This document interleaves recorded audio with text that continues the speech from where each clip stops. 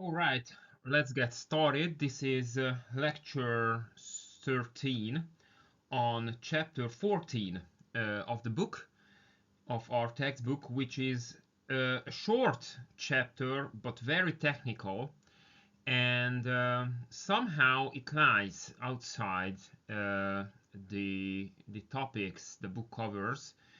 Um, um, it introduces some concepts and provides some formal proofs which are not used in later chapters of the book. We will go over the theorems and the proofs in separate short videos attached to the lectures. So here we don't need to go over these formal proofs, the formal work underlying the chapter. So here we can focus on the main lessons only, and we can have a look at some concepts which are introduced in this book and that are used in later chapters.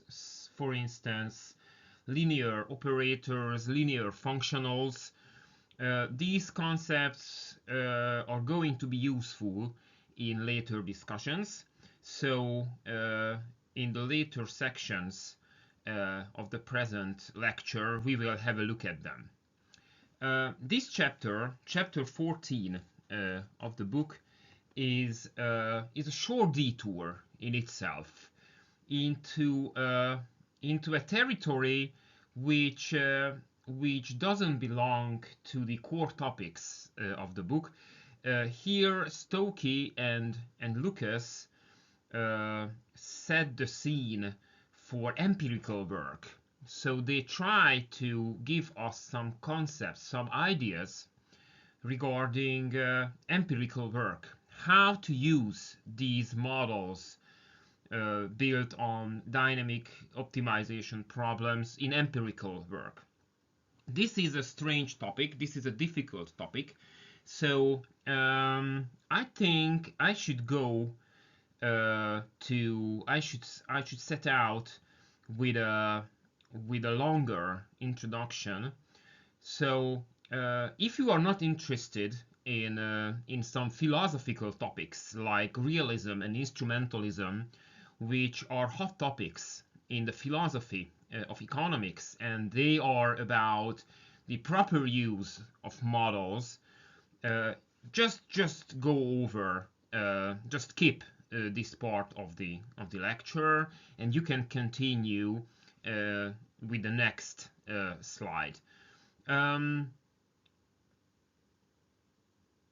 think it pays to think about the philosophical background of empirical work, because in my experience, students learn a lot about the formal work, the formal parts of modeling, but they don't pay attention, or they don't pay enough attention to the philosophical aspects or methodological aspects of empirical work. So they learn how to use these models quite automatically, but they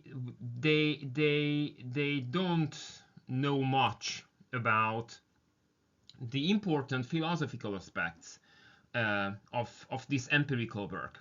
There is a subfield in economics called the philosophy of economics, or a smaller subset of this field called the methodology of economics, which is about the connection between models and reality. This is not a new topic. What we use as a framework in the philosophy of economics comes from physics, especially the philosophy of physics, which is done mainly by practicing physicists, like Albert Einstein or Niels Bohr.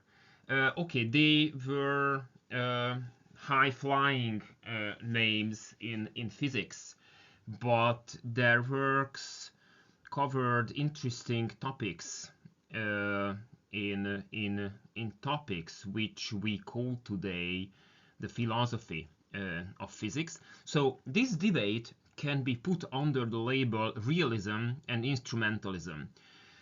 These are two concepts which we use to describe how models are related to reality. These concepts come from the philosophy of physics, and realism and instrumentalism describe very basic, fundamental attitudes towards the relationship between models and reality. When a scientist, be him or her an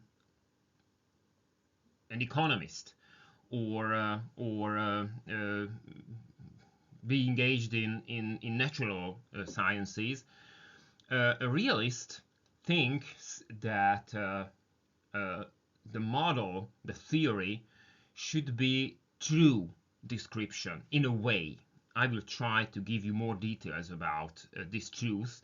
So realists think that models should be true description of reality in a way, and the way is very important, while instrumentalists think that models and theories are nothing but instruments.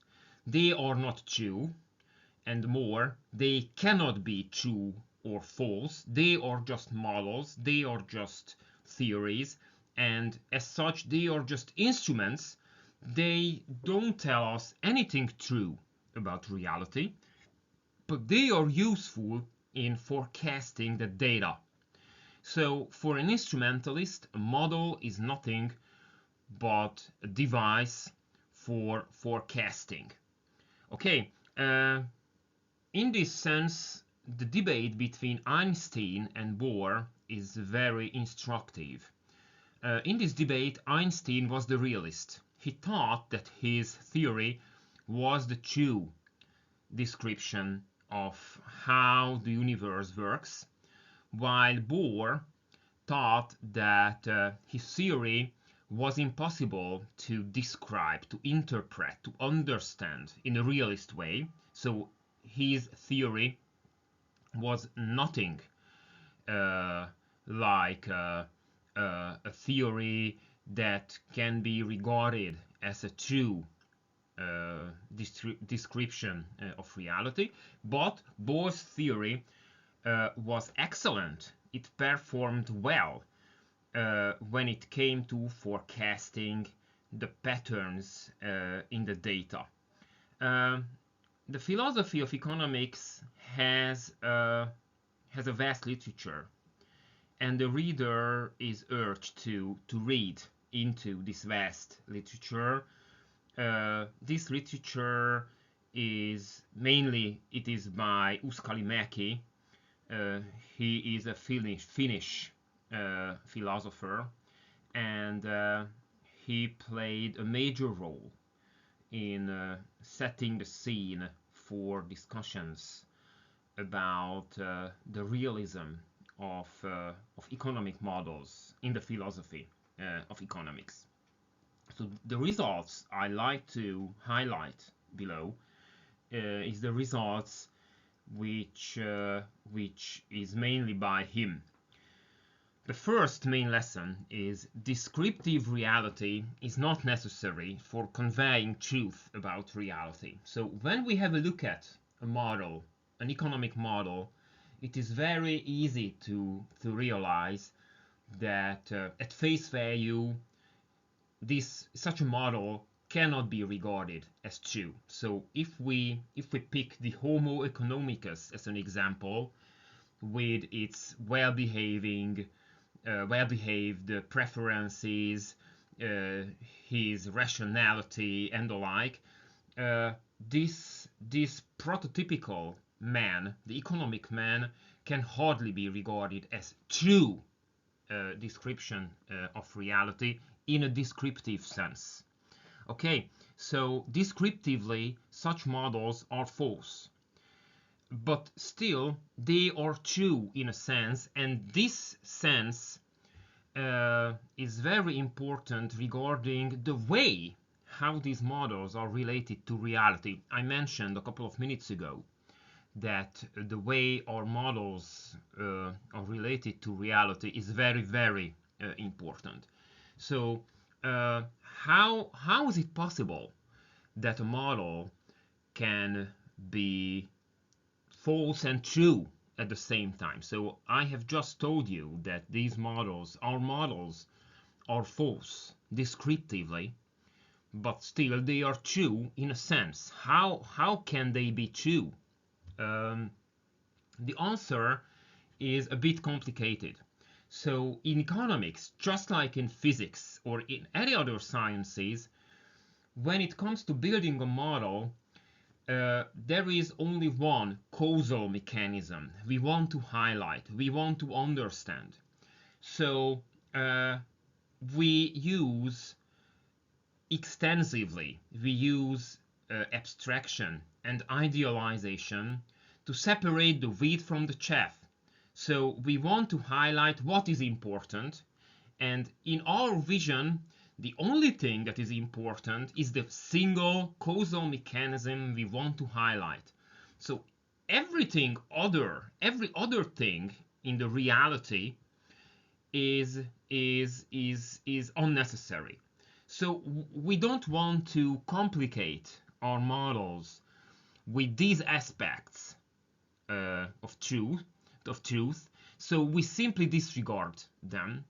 So we abstract them away, and what remains in the model belongs to the single causal mechanism we want to highlight. When Lucas wanted to understand how information problem may cause business cycles, uh, he abstracted away differences, um, uninteresting differences between agents like age, sex, education, background, everything, um, and the economy in which we live, where we move on separated markets, so we have full information of the markets, on the markets in which we move, in which we live, and we have no information on other markets where we don't live, we don't move, and we have only scattered information on global processes at the global level. Uh, the island model framework was a very powerful way of highlighting this single causal mechanism. So in this sense, our models are true because what they highlight is a true aspect of reality, but by highlighting this single causal mechanism, they are inevitably untrue, because to highlight a single causal mechanism, they need to highlight only certain aspects of reality, and every other aspect of reality must be assumed away.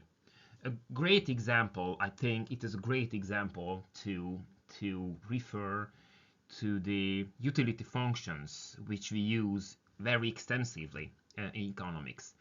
They are functions, um, and we don't think, and we don't need to think, that actual agents optimize on the basis of such functions. This is something we have never claimed, but still, these functions uh, describe the basic tendencies in consumption. For instance, the law of diminishing marginal utility. So we use these functions because they are true in the sense that what they reflect is a true aspect of reality, but they are untrue in the sense that actual agents, I think it's fair to say, actual agents never use utility functions, explicit utility functions. So they are much more than simple instruments. So we don't use utility functions just because on this basis we can give excellent predictions of the data. We use such utility functions because they can be regarded as true descriptions of reality, in the sense that they highlight the basic tendencies in consumption, which we think are key components in the consumption patterns showed by actual behavior of actual agents.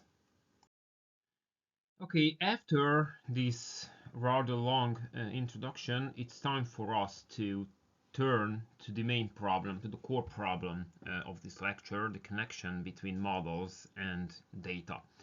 The most important consequence of the introduction was a message according to which if a model is true, in a way, in a sense, it must describe a causal mechanism. It describes a causal mechanism which actually works in reality. And if the model is true, then this causal mechanism must be in the data. So there must be a way in which we can show that the pattern in the data is in line with the data our model generates. So there must be a similarity. There must be a way in which we can show there is a similarity between model and reality. This is a complicated topic, and the chapter only gives a very brief introduction, so here we cannot go beyond the basic concepts. So let's first of all lay the foundations. When we talk about data, we talk about functions of the state where the random variables are fixed functions that map from the state to the real numbers, to the set of real numbers. So f is a fixed real valued function.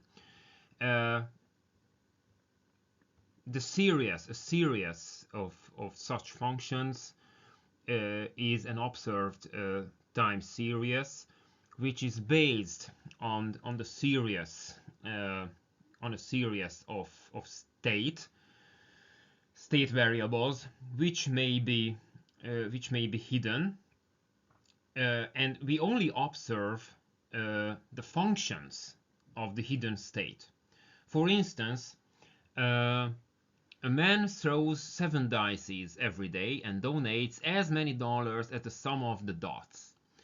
So on the basis of the amount he donates every day, we can infer the number of the dots, even if we don't see when he throws the dice. Exception in the story: if the sum is 7, he stops for good. This circumstance will have some consequence in the later discussion. So in this way, the state is the number of, in this framework, the state is the number of the dots, and the amount the man donates is the random variable described by the function f. So the dollars, the donation, is the function of the state. So this is the way in which we say that data which we observe are fixed functions of the state. So on the basis of the model, in general, so let's keep this example for a minute, and let's try to think in general. We have a model, and on the basis of the model we have a prediction in the form of an expected value. This is the well-known integral taken as an expected value, where the integral is with respect to lambda, which is the limit to which the series of probability measures converges. So here we want to establish a very important convergence property of Markov processes, and in this respect, equation 2 on page 416 is very important. We have some important, very key assumptions. There is a transition function, P, and there is a probability measure, mu, that describes the distribution of the state. And both the transition function and the probability measure are known to us. So under these circumstances, the long run expected average of expected data is the same as the long run average of the expectations which we have on the basis of our model. And given that we know both the transition function and the probability measure, and given that the series of probability measures converges to a unique probability measure, these two expectations must be the same. So, in other words, what we expect in the long run, what we expect on the basis of the model, is the same what is expected in the data. Okay, and in this respect, it is very important that expectation operator E on the left is with respect to the probability measure which describes the probability distribution of the state. In the next slide, we will return to this equality. But before defining the law of large numbers to Markov processes, let's have a look at two related but different convergence concepts in the data. There is convergence almost everywhere, and there is convergence in probability. Of the two, the former is the stronger version of convergence. Instead of reading up the formal definitions, let me try to give you two examples on the basis of which you will understand the difference between the two concepts. In the first case, in the case of convergence almost everywhere, the definition says that if we let the process work for a very, very, very, very long time, the probability that the difference between the data and the limit to which the data converge, so the probability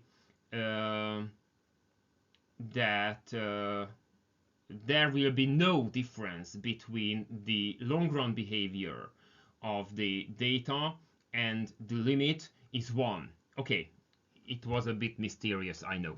So let's have the example. If n goes to infinity, so if we let the process work for a long time, we can know for sure that the man in the example will donate $0 after a while. because if the process works for infinity on an infinitely long time horizon, then there is a positive probability that on a day he will throw 7 dots, and in this case he stops. So this is the way in which um, after a while we know that the actual outcome will be $0 after a while. So in this sense, we can be sure that even if on a daily basis there is a positive, so non-zero probability that he will throw 8 or 10 or 12,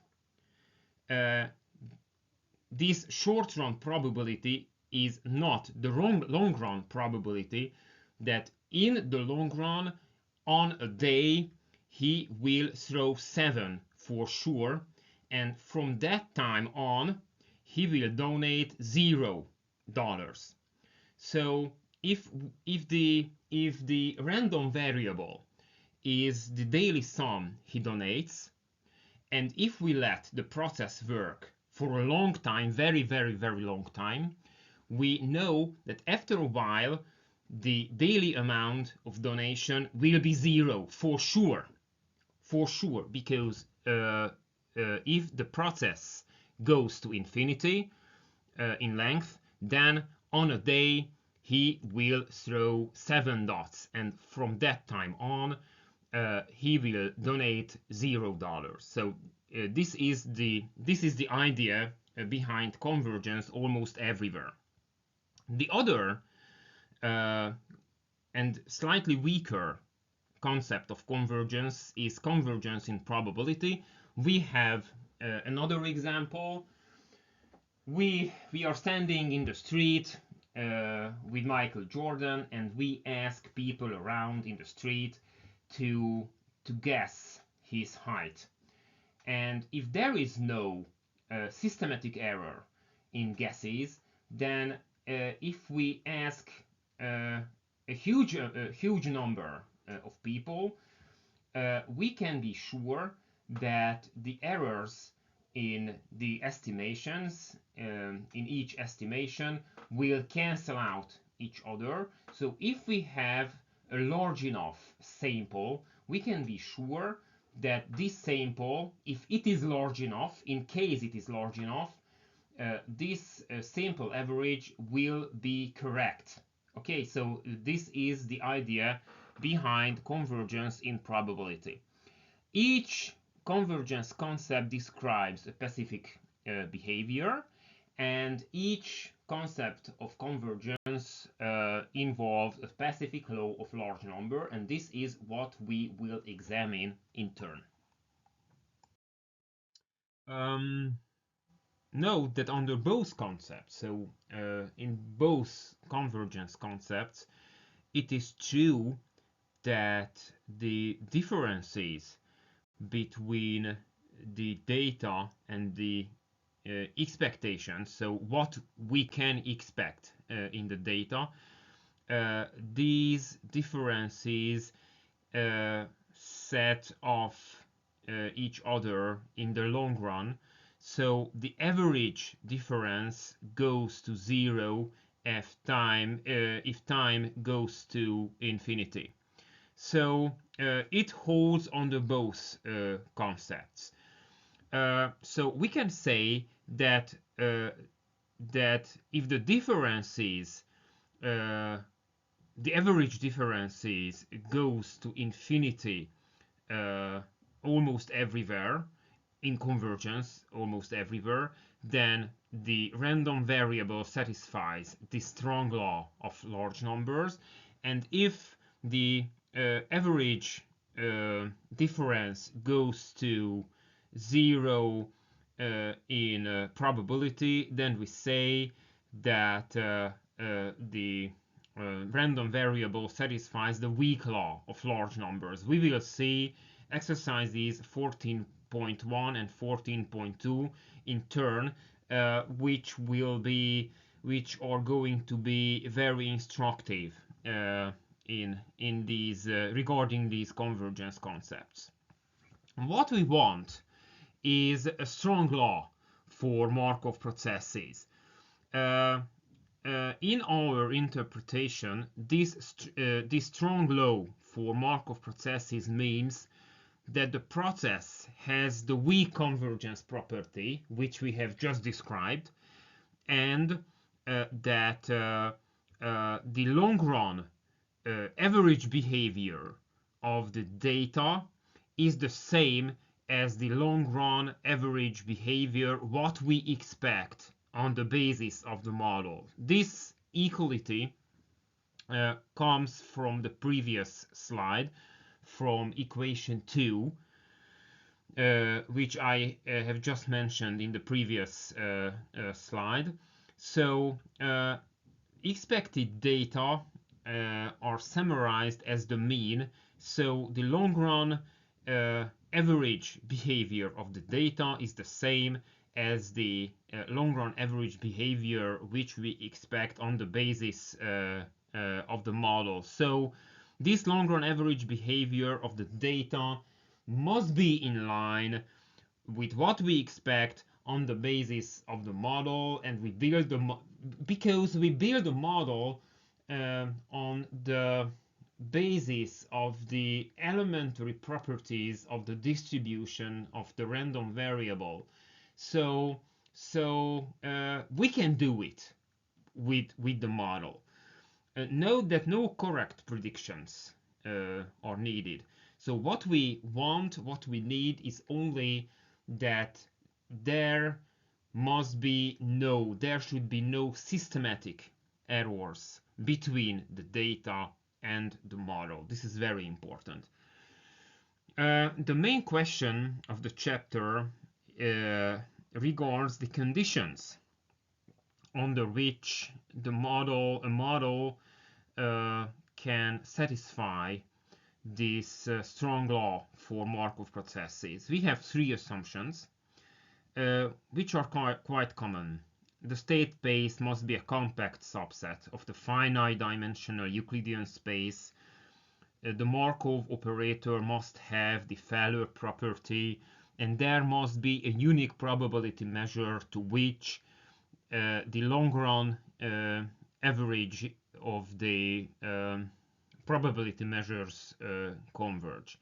Okay, and on this basis, the main result is in theorem 14.7, because there it is demonstrated that under these very common assumptions for any starting value in the state and any continuous function f which describe the random variable, this strong law for Markov processes holds.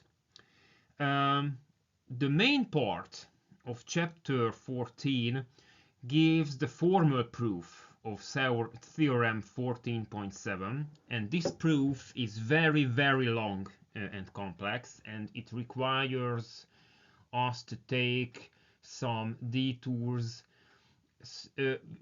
This will be done in attached videos to this lecture later. And instead of doing this formal work, I think we should have a look at some concepts like linear functionals and linear operators, which the chapter introduces in order to complete the proof of theorem 14.7. I think it will be instructive, because these concepts, linear functionals and linear operators, will be used in later chapters. So instead of the formal proof, I think it pays to get familiarized with these concepts a bit. So this is what we are going to do in turn. This is exercise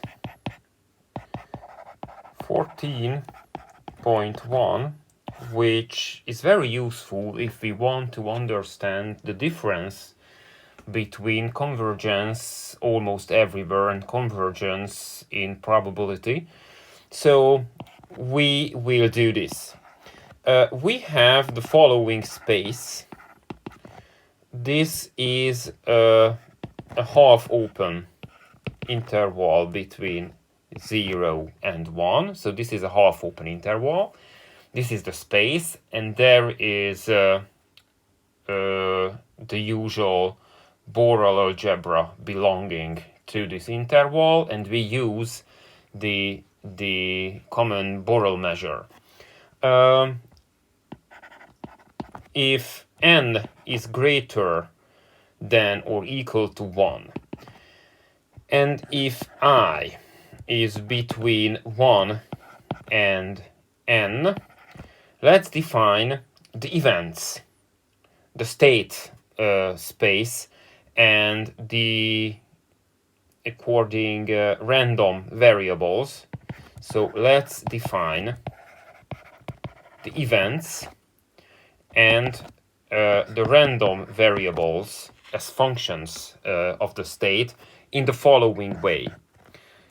F and I as the function of the state, this function is 1 if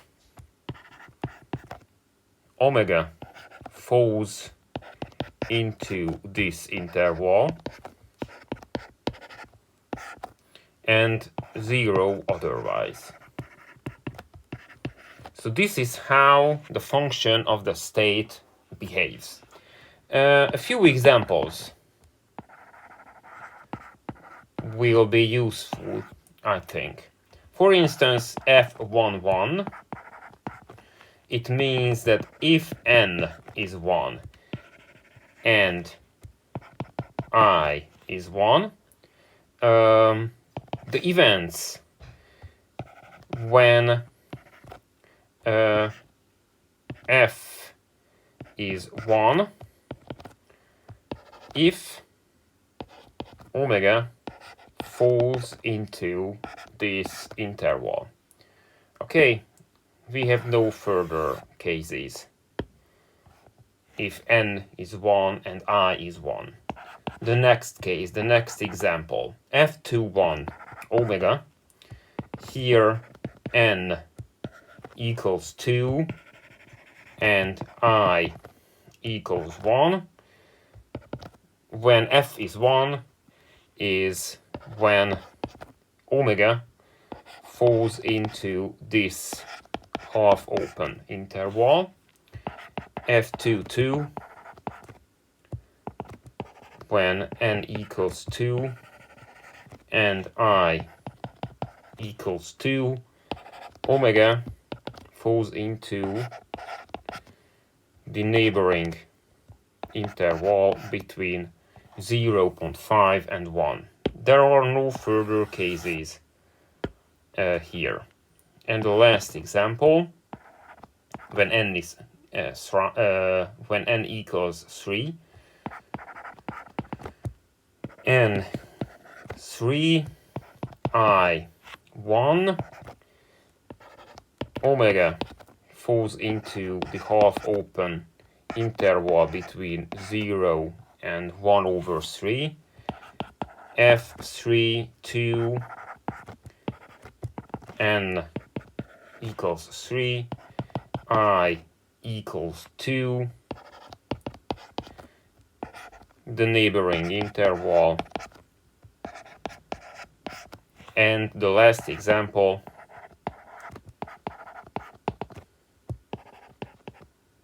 three, and omega falls into 2 over 3 and 4. We could go to infinity, and we won't. So in part A of the problem, we are supposed to analyze the problem in terms of convergence almost everywhere. So in this case, we should start with the definition of convergence almost everywhere. This series of random variables would converge almost everywhere if there would be a limit called f omega to which the series of random variables converged if n goes to infinity. So what happens? What happens? This is what we should consider. What happens when n goes to infinity? We have shorter and shorter intervals. So these intervals, which we just described, these intervals would be shorter and shorter, but their sum would be still the state space. So if we added up these shorter and shorter intervals, their sum would be still the 0, 1 interval. So the random variable omega would still fall into one of these short intervals. So there would be an omega to which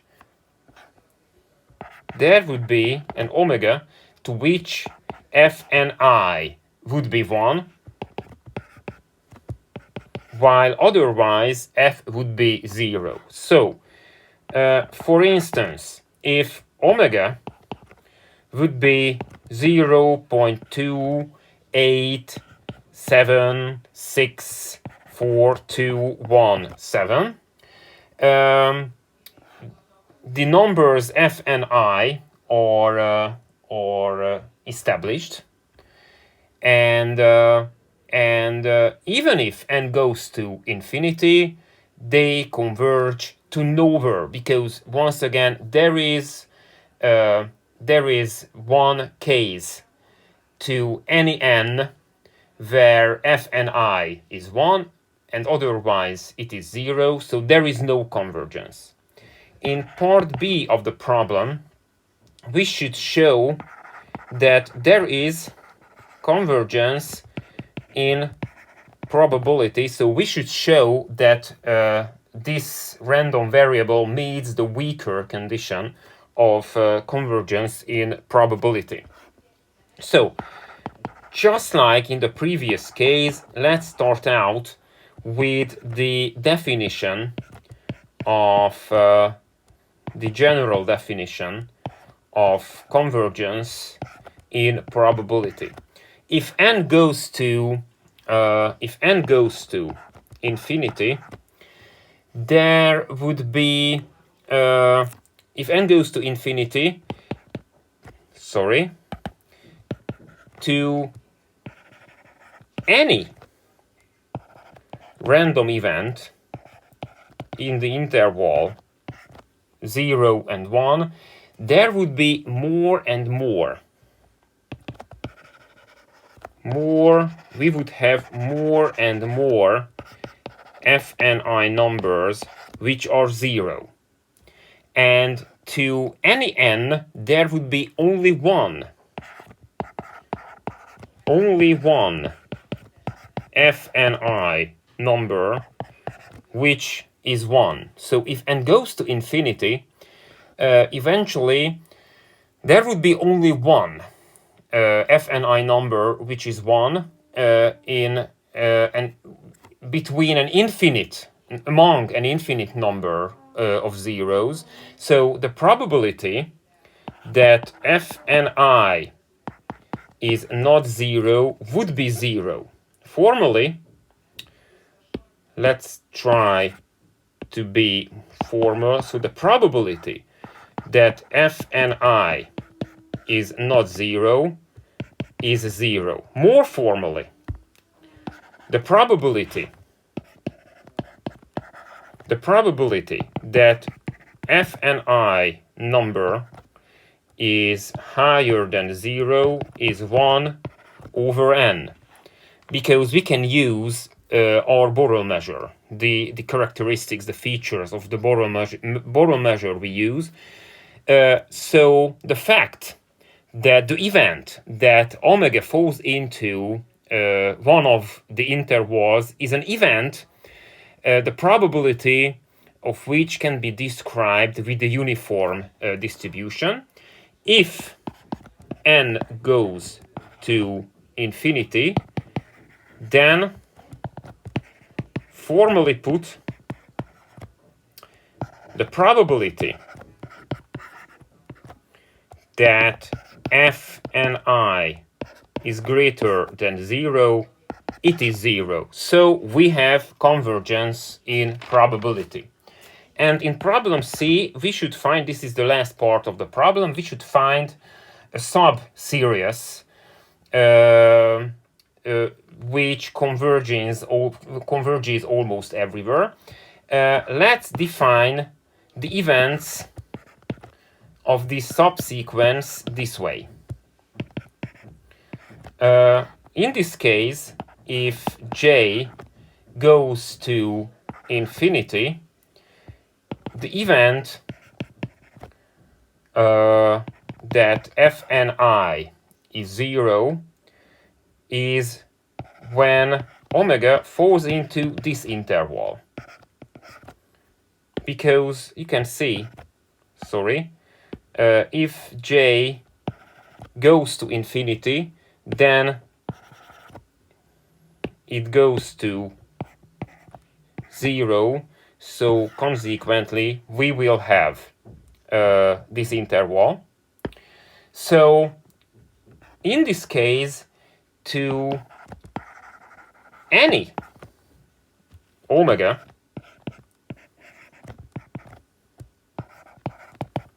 from this interval, as taken as a random variable,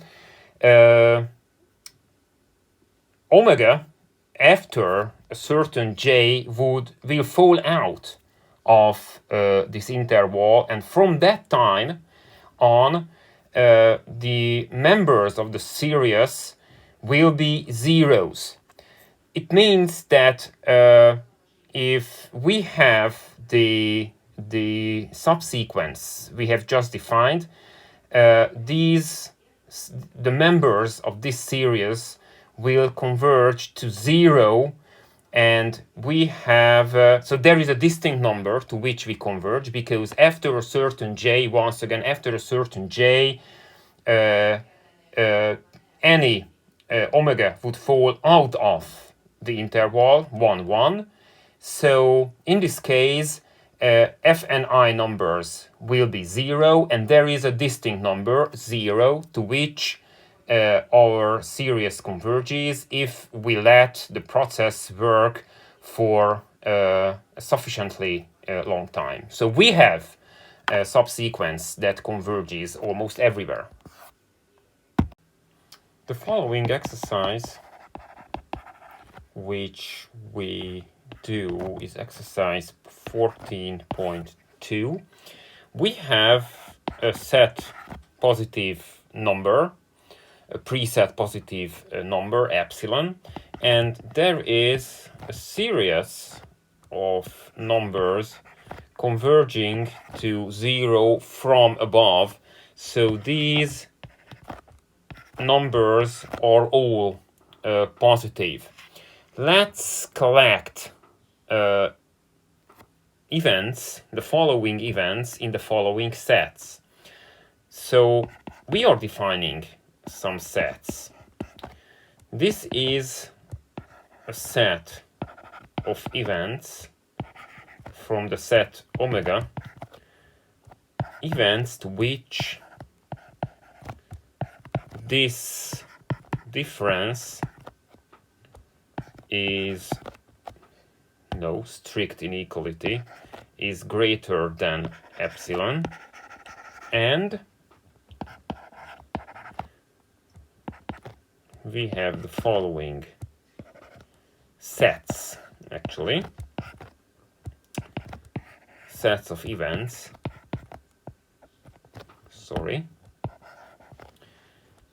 to which this difference is greater than epsilon n. Okay, so these are the sets we have. On the basis of lemma 14.2 and 14.3, to show convergence almost everywhere, we need to show that if this sum of measures is finite, then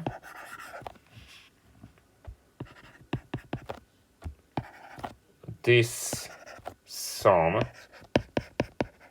is also finite, and if we succeed, then from this inequality it follows convergence almost everywhere under lemma 14.3. Okay, if epsilon is strictly positive, and if, so under these conditions, and if this series, the series of epsilon n numbers, is decreasing, then there is an n that if n is higher than or equal to n, okay, let me be more accurate. So we are talking about m. Under these conditions, there is an n that if n is higher than or equal to n, then epsilon n is lower than epsilon to all n.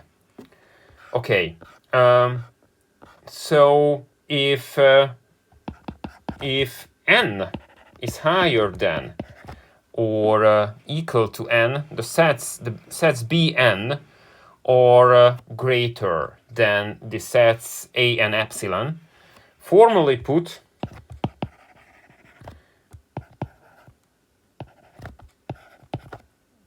this is the relationship between the sets, because we have more events to which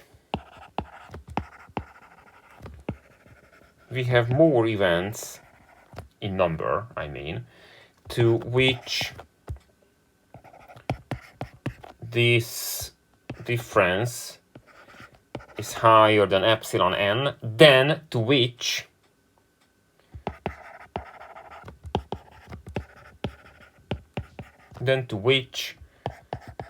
this difference is higher than epsilon if epsilon is higher than epsilon n under the stated conditions.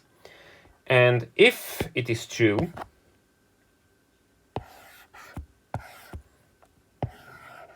it results in another inequality. So if it is true, then it is also true because of the sizes, air quote, of the sets. Okay, so from this fact, this fact comes. Okay, and from the latter inequality, we have the following. If n goes from capital N to infinity, this sum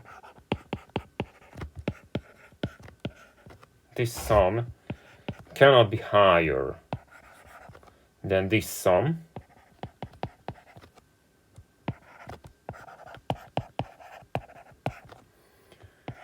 which cannot be higher than, please note, when n goes from 1 to infinity.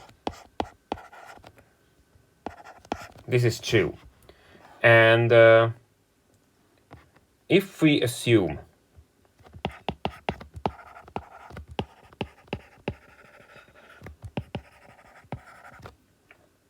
that this sum, and this is the answer to the problem, if we can assume that this sum is finite, then it follows that this sum this sum must also be finite. And given the fact that mu is a probability measure and n is finite, a finite sum of finite values is also finite. So in sum we have that this is also finite. And from this fact, according to lemma 14.3, it follows that we have convergence almost everywhere. In problem B, we assume that the numbers converges to f in probability. It means that I will use two notations.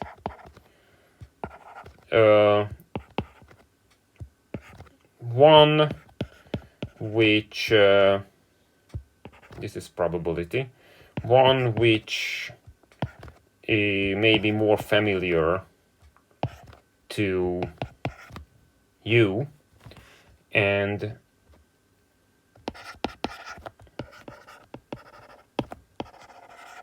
which is equivalent, but this is the one the textbook uses. They are the same. They express the same thing. Okay. So if the functions f and fn converges to f in probability, these facts are true, and consequently, for any strictly positive epsilon and delta numbers, there is an n,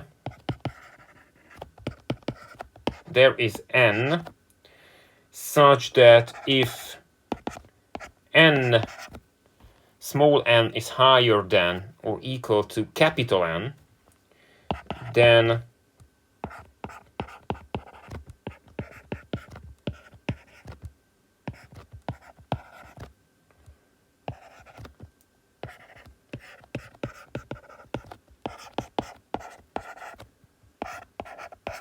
all right. And an example: if epsilon is 1 and delta is 1/2, then there must be n1 such that if n is higher than or equal to this particular n1, then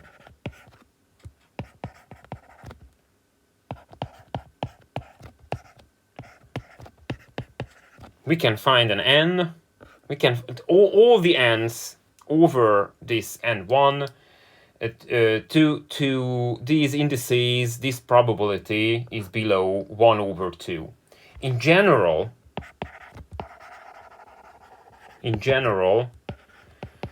if epsilon is 1/k and delta is 1/2 at k, then there is nk such that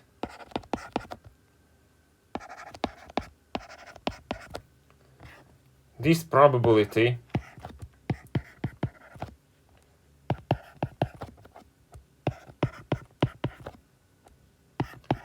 is lower than this threshold. These probabilities are finite, and given that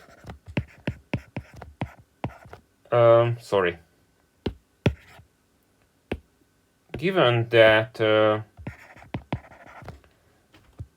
if k goes to infinity, it goes to 0. These numbers converging towards 0, they define an appropriate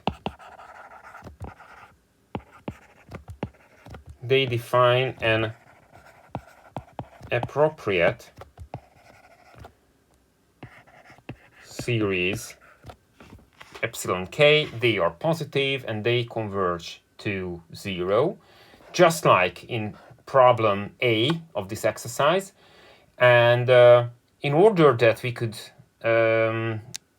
use those results under problem A, the only thing we need to demonstrate is that these probabilities is finite. So, okay.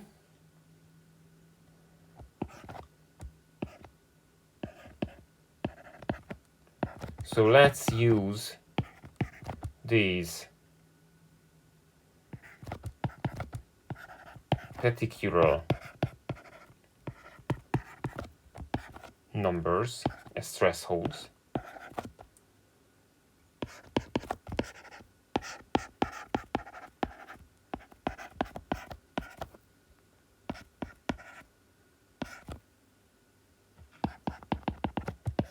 This sum is lower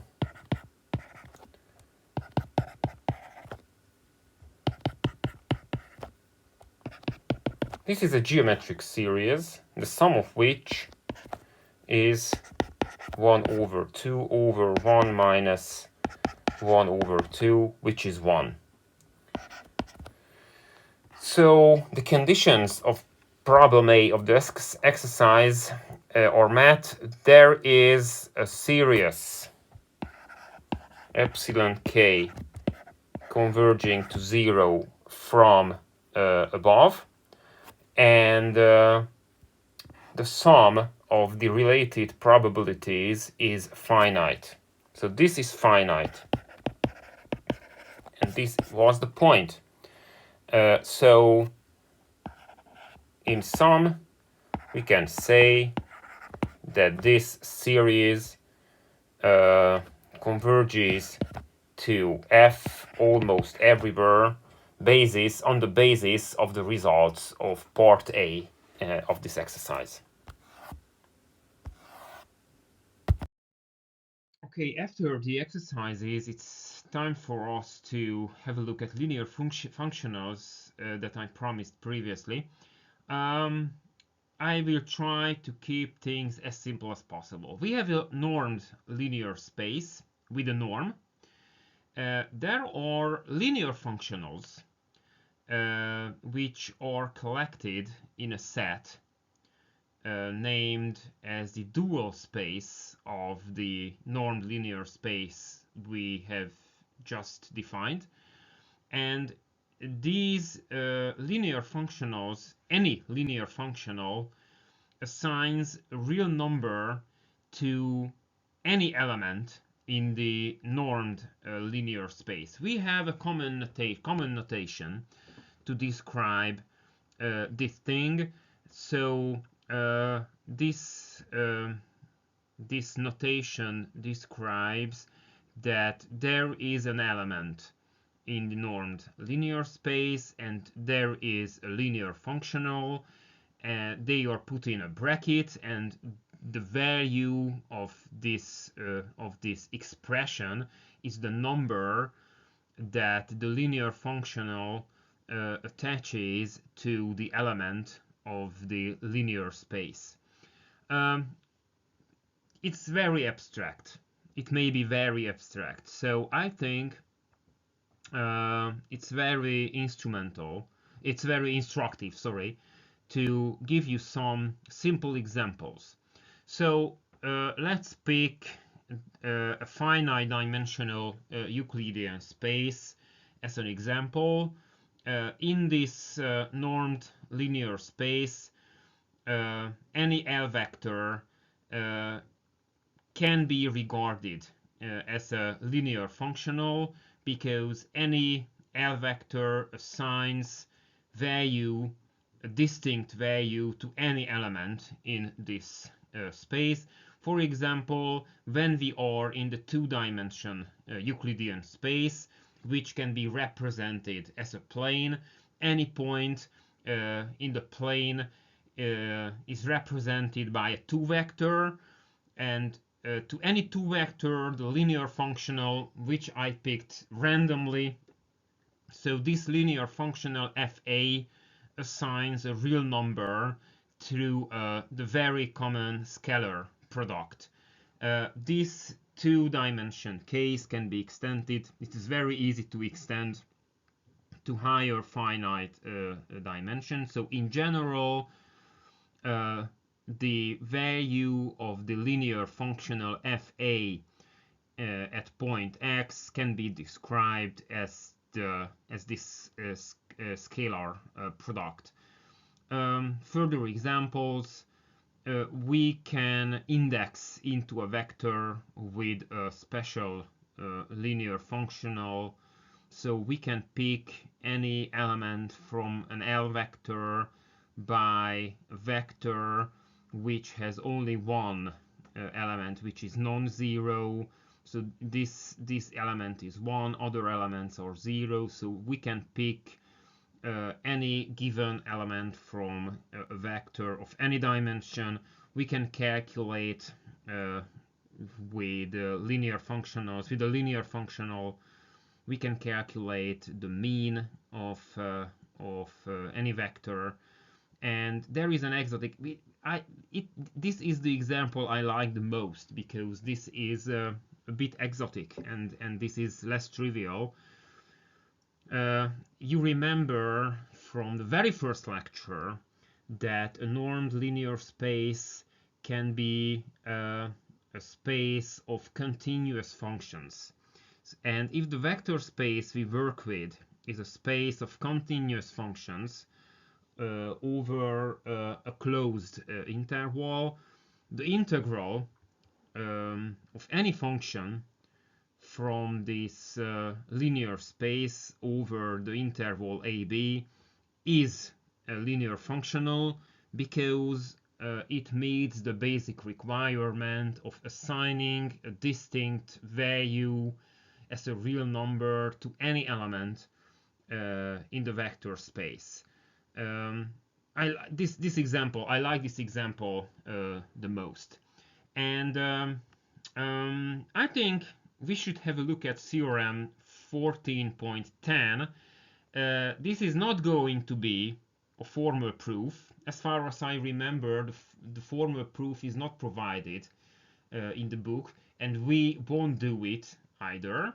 But some mathematics carried out on the basis of theorem 14.10 will be instructive in understanding the behavior of linear functionals. So this is what we are going to do in turn. Okay, we are on page 432 of the textbook under theorem 14.10. I created a problem by which we can have a look into how the theorem works. So we have a subspace of this space, and the subspace is a linear function, the following linear function. We have point x here. 3,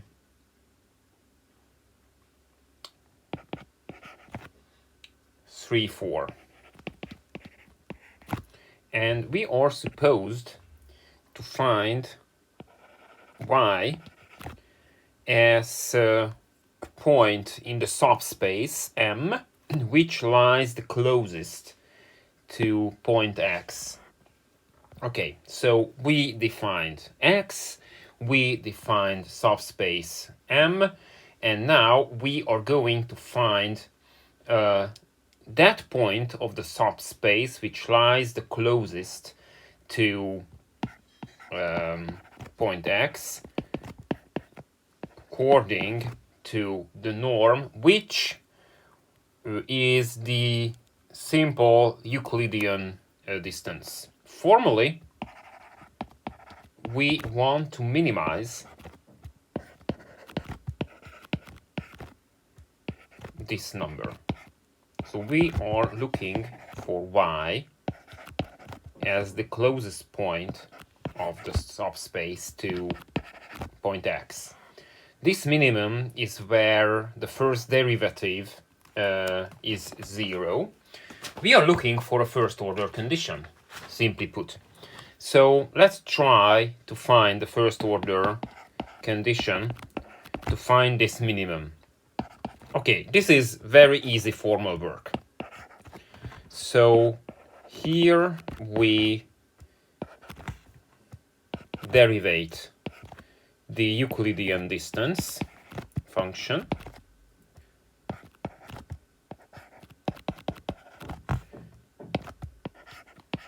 Oh, geez.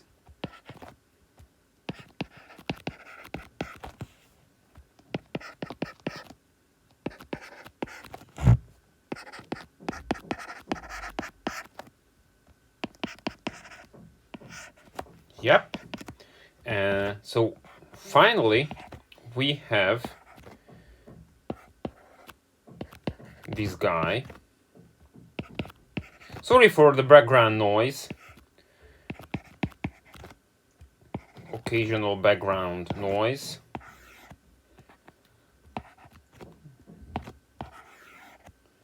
If you ask me, it is driving me nuts. Hopefully, it doesn't disturb you when doing the math with me. Okay, so hopefully I am correct. Yeah, it seems to be correct. It is supposed to be 0, and the FOC, the first order condition, is it is 0 where the numerator is 0. Okay, so it is supposed to be, the numerator is supposed to be 0. Yes, and from this it follows that we have y as 4, 2. So this is the point of the subspace that lies the closest to X. Okay. According to the Euclidean norm we chose in this exercise. So, according to theorem 14.10, the problem in this simple case can be formalized in this way. This is supposed to be 3. So we want to maximize, this is our linear functional, so we maximize, no, this is y. We are maximizing this expression by using the notation we introduced. So we are maximizing, no, this is x, sorry. This is x, because x, yeah, okay. I'm just confusing things, no problem. Okay, so we are maximizing this expression, the value of the linear functional mu at point x, supposing that there are two constraints in the setting. One is that the linear functional, the value of the linear functional must be 0 at point at point y, yeah. So it must be orthogonal to the linear space in point y, and the length of the linear functional cannot be higher than 1. So we have a maximum problem, and we have two constraints. One of the constraints regards the length of the linear functional, and the other constraint regards the position of the linear functional. The linear functional must be orthogonal to our subspace at point x. Okay, so this is a Kuhn-Tucker problem with two multipliers. So in this case, we have a Lagrangian function in the following form.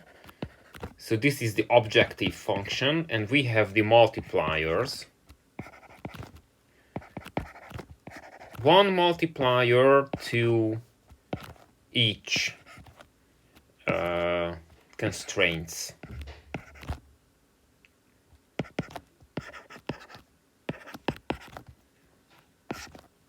We have the first order conditions. So we are looking for the appropriate linear functional mu described by its components mu1 and mu2. We have two first order conditions. We derive the Lagrangian function with respect to mu1 and with respect to mu2. So we have two first order conditions, 3 minus 4 minus 2, 4 minus 2 minus 2. Okay, and we have two complementarity conditions.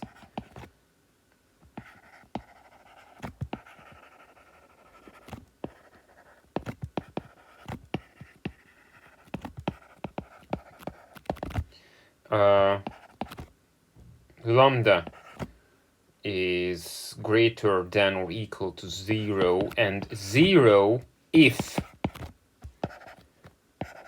the according constraint is satisfied with inequality, and the same is true of the other multiplier if the related constraint is met with strict inequality. This is the orthogonality condition, and this is the length condition. Okay, so we have two separate multipliers for the two constraints. Okay. As far as the first condition is considered, we must have equality. It must be orthogonal. So lambda must be strictly positive. This is what we know for sure. So this is not a relevant case because of the orthogonality condition. With respect to the second multiplier, we need to check if the second constraint is active or not. So let's suppose that the second multiplier is 0. Then we have the following first order conditions,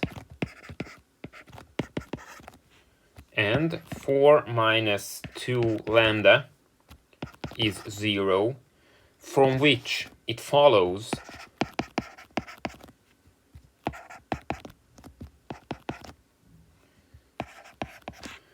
which is a contradiction. So it is not possible. So we know for sure that the second multiplier is also strictly positive, and the two constraints are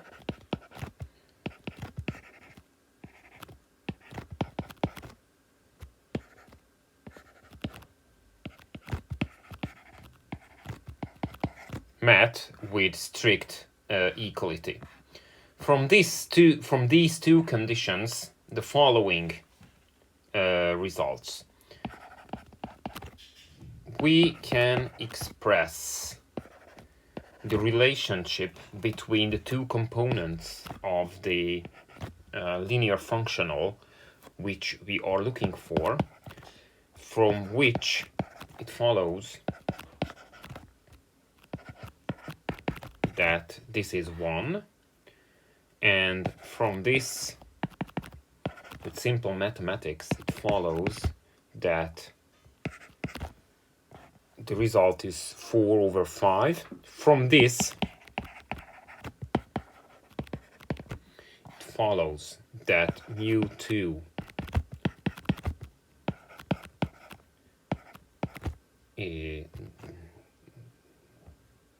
may have either sign, and the other component may have either sign too. So we have two possible solutions to the linear functional, the appropriate linear functional. This is mu A and mu B as the other possible solution, the other pair. Okay, and now we will try to decide if both are fine or any of them is fine. Which one of them is fine? It's easy to check that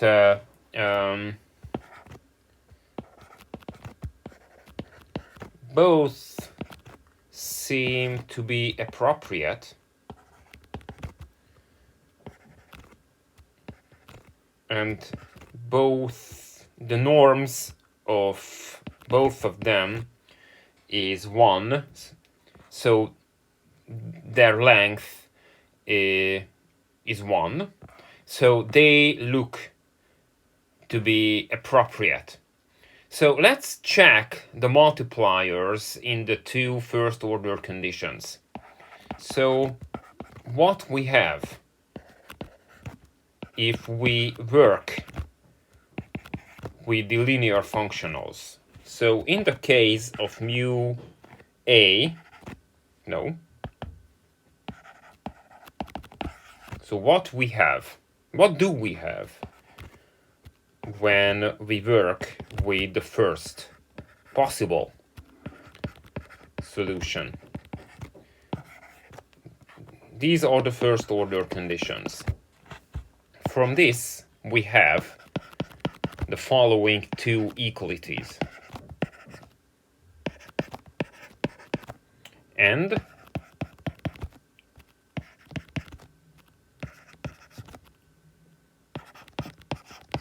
hopefully it's correct. Yep. Both seems to be correct. From this,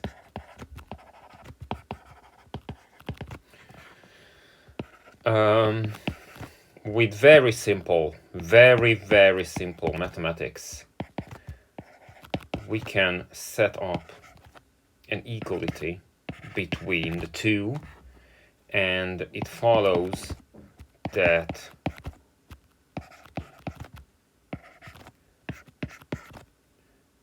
the second multiplier is negative, which is a contradiction. So the first multiplier is inappropriate. Let's check the second multiplier, UB. The first order conditions are the following.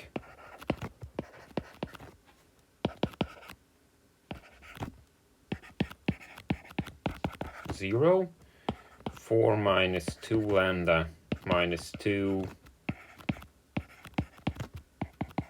yeah, and it follows that we have two equalities.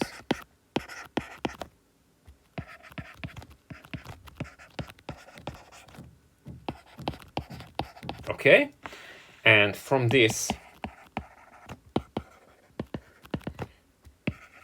we have the following equality.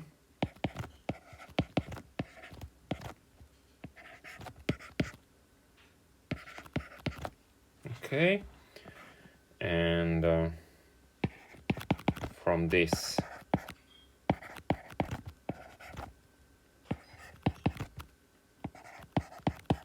we have that the multiplier is strictly positive, which is something we need. And from this, it also follows that the second, not the first, multiplier is 1, which is strictly non-zero, which is strictly positive. So we have that the appropriate linear functional is this vector. And to check the basic result, these basic results, the infimum, sorry, oh, it can be read. The infimum, according to the theorem,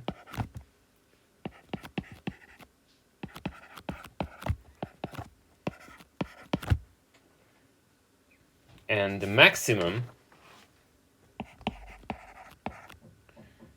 of the linear functional at point x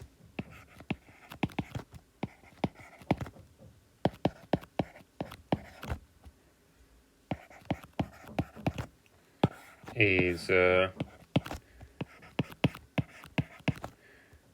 which is the same as we had previously. So yes, the infimum and the max are equal. So I cannot say that this is a formal proof of theorem 14.10, but I think it's a useful presentation of how the theorem works.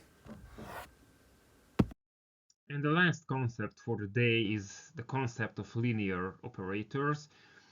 If we have a normed linear space on which we have a mapping, this mapping is regarded as a linear operator if it preserves the linearity of operations for any x and y as elements in the linear space and for any real numbers. Linear operators are specific species in the broader set of linear mappings. In general, linear mappings are maps or mappings between two distinct vector spaces. So linear operators, linear mappings are linear operators if these two spaces are the same. Just like in the case of linear functionals, here we can have some very simple but instructive examples. If we are on the real line, the linear function through the origin is a linear operator. more generally, if we move in any finite dimensional Euclidean space and C is a scalar, then the multiplication, when we multiply any vector, any point in this vector space with this scalar, we have another vector. So this product is a linear operator, and both are linear operator because we stay in the same linear space. Very importantly, our well-known Markov operator is also a linear mapping. To show you why, we will have a look at exercise 14.4. This is what we are go in turn, and this is the last thing we do in this lecture. The last exercise for the day is exercise 14.4, which is going to be very quick and it is not complicated at all. We have P as a transition function on the state space S, and let's have T as the Markov operator related to P, and let's assume that T, the Markov operator, has the Feller property. On this basis, we are supposed to demonstrate that the Markov operator is a linear operator. All we need to do is to use the fact that the integral is linear. So the Markov operator is the usual one. This is defined on page 213 of the textbook.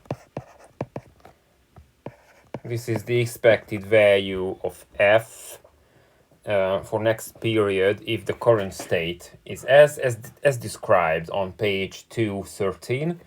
And let's have two continuous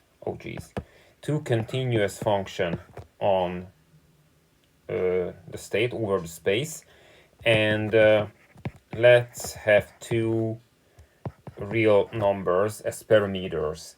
Here it follows that if we apply the Markov operator to the sum of functions, it follows that actually we need to integrate a sum of functions which can be decomposed into two separate integrals by the linearity of the integral which we covered in chapter 7 on measure theory and integration. So we need to realize that this is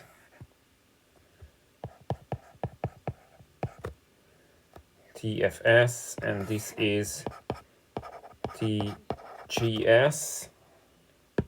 So what we have, I need some more space. So what we have is the linearity of the Markov operator. So as an operator, not F, for God's sake. This is G. So the Markov operator is a linear operator, and this is what we were supposed to show.